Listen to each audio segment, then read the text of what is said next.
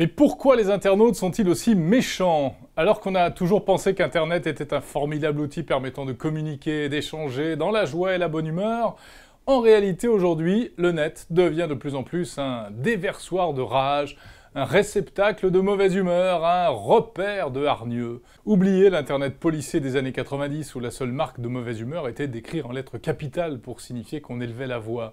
Aujourd'hui, il n'y a qu'à lire certains commentaires ou certains tweets pour s'apercevoir qu'on est loin de la belle utopie du début. Des commentaires déplaisants, des noms d'oiseaux, des prises de bec entre les internautes eux-mêmes, de plus en plus de messages sont empreints d'agressivité. Alors ça se passe où?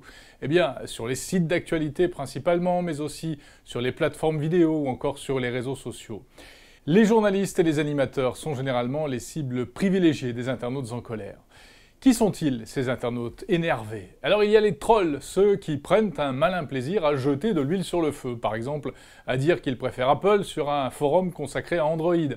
Ça marche aussi pour la politique, la gauche, la droite ou la guerre au Proche-Orient. Il y a les haters, du verbe anglais to hate, haïr, qui semblent détester la terre entière et qui ne se privent jamais de le faire savoir. De cette tendance peut découler aussi le bashing, c'est-à-dire le fait de descendre systématiquement quelque chose ou quelqu'un, effet boule de neige garanti. Par exemple, l'animatrice Sophia Aram en a fait les frais en se faisant laminer sur les réseaux sociaux dès le premier soir de sa nouvelle émission sur France 2. Alors ce déluge perpétuel d'agressivité n'est pas sans conséquence sur l'information elle-même. Certains rédacteurs préfèrent s'auto-censurer pour éviter de déclencher des polémiques. D'autres, au contraire, publient volontairement des articles qui vont provoquer la colère pour faire le buzz. Et puis cela trouble aussi la perception du lecteur. Selon une étude américaine, les internautes ont tendance à conserver leur point de vue initial devant un article accompagné de commentaires calmes et respectueux, mais à l'inverse, s'il y a des commentaires haineux, eh bien ils seraient plus enclins à se laisser influencer. Reste la question, pourquoi une telle agressivité?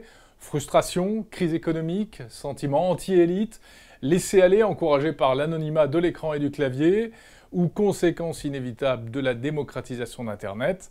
En tout cas, le beau paradis numérique que l'on imaginait à une époque semble de plus en plus ressembler à un enfer connecté qui n'épargne personne.